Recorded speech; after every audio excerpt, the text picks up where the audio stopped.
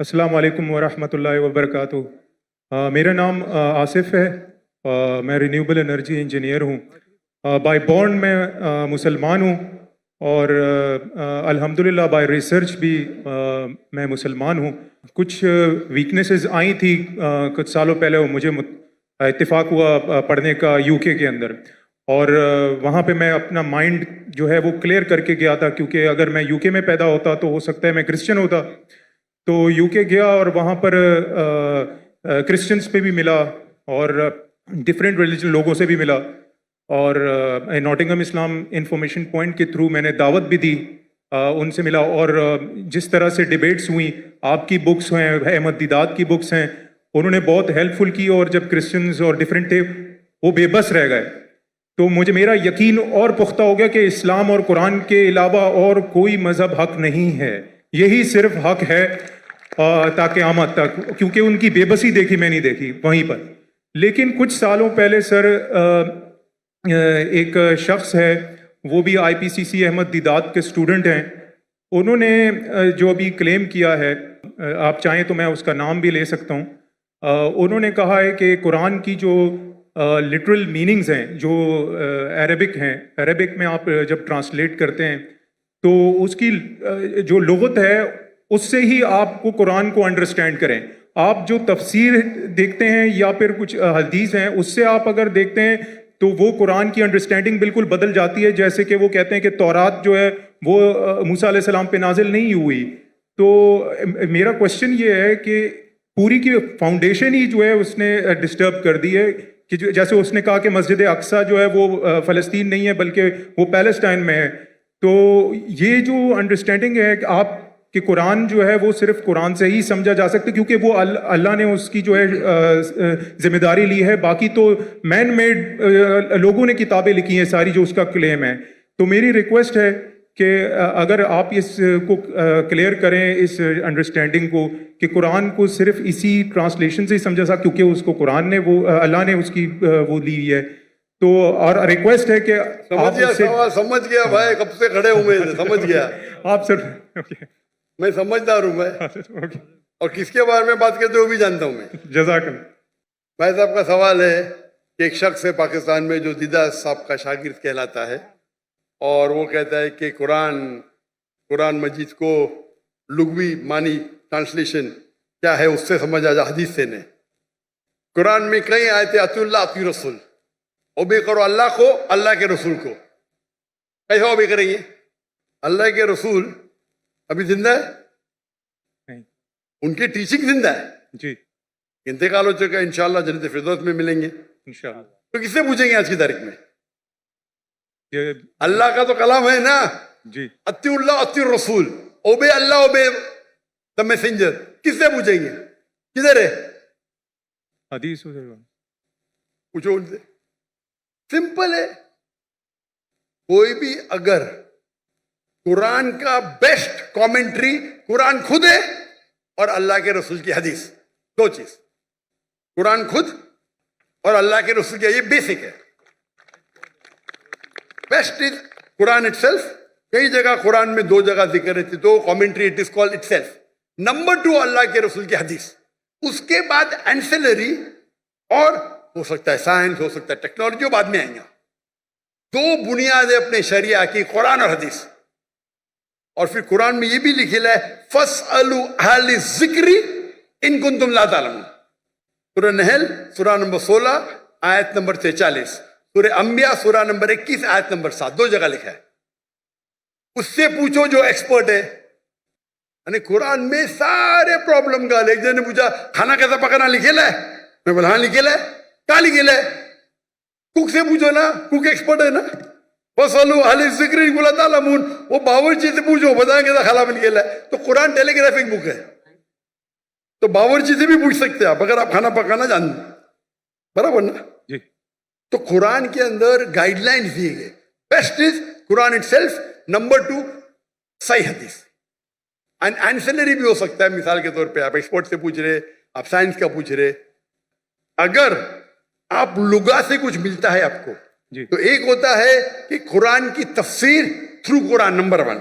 एक कुरान की तफसीर थ्रू हदीस, नंबर 2, कुरान की तफसीरुल लुगा भी है. अगर आपको कुछ लुगवी मानी मिलती है और अगर वो दूसरे कोई कुरान के आयत से नहीं टकराती है और सही हदीस से नहीं टकराती तो आप उसका इस्तेमाल कर सकते हैं. समझे? समझे ना? जी जी. क्योंकि कई बार एक अरबी लफ्ज के 3 मानी 4 मानी होते हैं. तो पहले आपको तहकीक करने पड़ेगा इसके बारे में कुरान में और कहाँ लिखा गया है. मिल गया, हदीस से मिल गया. फिर लुगा देखो, अच्छा ये कुरान में 4 मानी है, ये 2 कुरान से मिलते हदीस से मिलते, बाकी 2 नहीं मिलते, बाकी 2 को निकाल दो. आप समझे जी. लेकिन अगर नहीं टकराती है तो आप इस्तेमाल कर सकते हैं. अगर जी नहीं. कुरान और सही हदीस से नहीं टकराती है, जी अगर ऑर्डर रहता है, there is order. Number 1 is Quran, फिर हदीस है, फिर बाद में आपका लॉजिक है. लॉजिक ऊपर नहीं आता है, लॉजिक नीचे, उर्फ है, कस्टम्स है. तो फिक के अंदर उसूल है. ये उसूल के डिफरेंस होने की वजह से थोड़ा इख्तिलाफ है, उसके ऊपर भी मैं डिटेल में जाऊंगा नहीं. जी. लेकिन लुगा का इंपॉर्टेंस है, टॉप पे नहीं है, टॉप पे नहीं है, नीचे. आप समझे ना? जी जी. अगर हदीस से साबित हो गया क्या ये कुरान के मानी ये है तो हदीस है फाइनल, बट सही हदीस होना चाहिए. मिसाल के तौर पे सबसे पहली आयत जो नाजिल हुई, पहले 2 आयत, इकरा बिस्मि रब्बिकल्लज़ी खलक़ खलक़ल इंसान मिन अलक़, और इकरा की सूरा नंबर 96 वर्स 1 और 2. पढ़ो अल्लाह के नाम से जिसने पैदा किया एक खून के लोथड़े से, लीच. अभी साइंस आज कहती है खून के लोथड़े से तो इंसान बना ही नहीं. उसका मतलब कुरान में गलती है, नऊज़-बिल्लाह, बराबर ना. और बहुत से लोग एतराज देते आपके पहली 2 आयत में ही गलती है, क्योंकि पहले लोग समझते थे, ग्रीक लोग, कि इंसान खून के लोथड़े से बना है. अभी आप जब तहकीक करेंगे तो अलाका के मानी 3 होते हैं. खून का लोथड़ा, लीच, लोच जैसा, leech like substance and something which clings, 3 मानी होते हैं. खून का लोथड़ा, लीच लाइक सब्सटेंस. लीच को क्या बोलते हैं उर्दू में? लौच.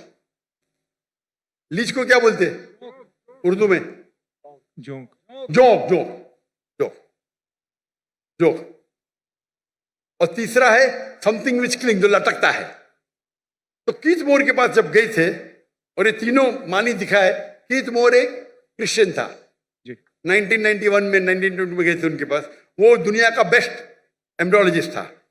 लिखे के तर्जुमा, हमारी साइंस को पता ही नहीं कि एम्ब्रियो मतलब जब बच्चा माँ के पेट में जब शुरू में पैदा होता है उसे कहते हैं एम्ब्रियो. हमारी साइंस तो कहती नहीं कि वो जोंक के जैसा लगता है. वो माइक्रोस्कोप में गया, शॉक हो गया, अरे हाँ सही है भाई, जोंक लगता है. तो इसमें मानी कौन सी है? अभी अलाका की क्या मानी है?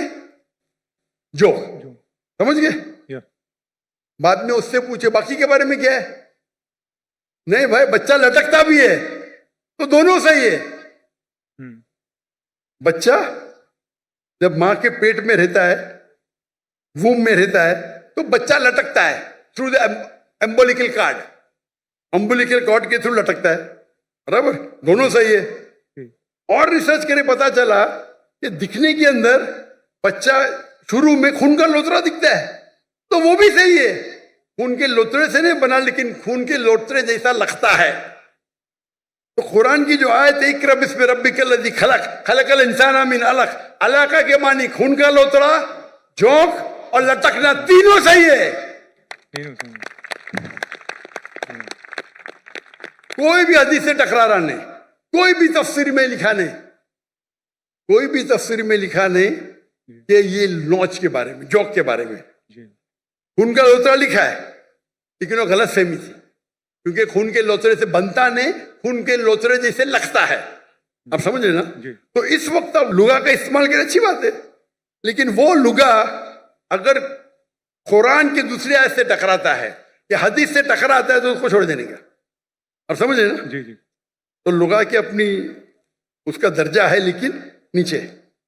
तो अगर आप उसूल को जाने, उसूल को जाने ने और अपने फतवे देने लगे तो हालत ये होगी. और उम्मत को अगर बेसिक नॉलेज है दीन की, कोई भी आलिम आपको کوئی بھی گھمائیں گا نہیں عالم. اگر آپ کو پتا ہے دین کے بارے میں واللہ کوئی بھی عالم گھما نہیں سکتا آپ کو.